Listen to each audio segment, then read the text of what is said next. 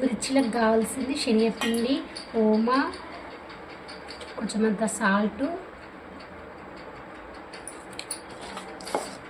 తగినంత వేసి పెట్టుకోవాలి. ఇట్లా తడిపి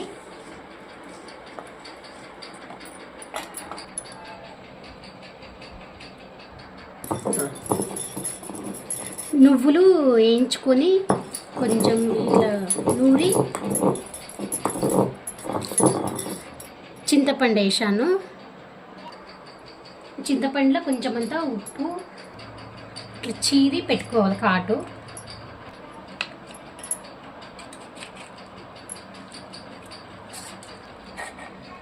చింతపండు నువ్వులు ఉప్పు వేసి ఊరుకున్నామా, ఇది మొత్తం ఎండబెట్టేసేయాలి. ఇది నువ్వుల మసాలా కదా, దీంట్లో పెట్టేసుకోవాలి. నేనేం గింజలేం తీయలేను. బాండిలా ఆయిల్ పోసుకొని వేడెక్కేదాకా చూడాలి. నింపి పెట్టుకోవాలి. ఇది మిరపకాయ తీసుకొని ఇలా చేసి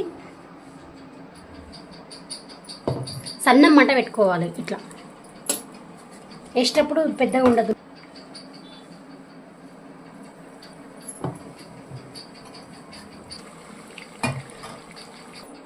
రెడీ అయిపోయినాయి మిర్చీలు. నిమ్మకాయ పైన వండుకొని ఉల్లిగడ్డ కానీ కొన్ని పల్లీలు కానీ నిమ్మకాయ కానీ పిండుకొని తింటే చాలా బాగుంది. మిర్చిలకు కావాల్సింది శనగపిండి, ఓమా, కొంచెం అంత సాల్ట్,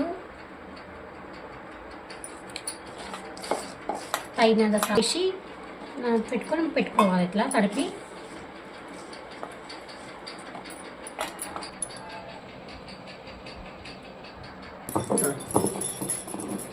నువ్వులు వేయించుకొని కొంచెం ఇట్లా నూరి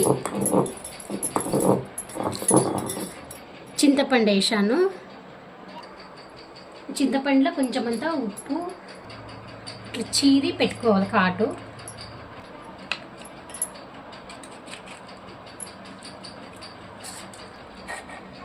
చింతపండు నువ్వులు ఉప్పు వేసి ఊరుకున్నామా, ఇది మొత్తం ఎండబెట్టేసేయాలి. ఇది నువ్వుల మసాలా కదా, దీంట్లో పెట్టేసుకోవాలి. నేనేం గింజలేం తీయలేను. బాండిలా ఆయిల్ పోసుకొని వేడెక్కేదాకా చూడాలి. నింపి పెట్టుకోవాలి. ఇది మిరపకాయ తీసుకొని ఇలా చేసి సన్నం మంట పెట్టుకోవాలి. ఇట్లా వేసేటప్పుడు పెద్దగా ఉండదు.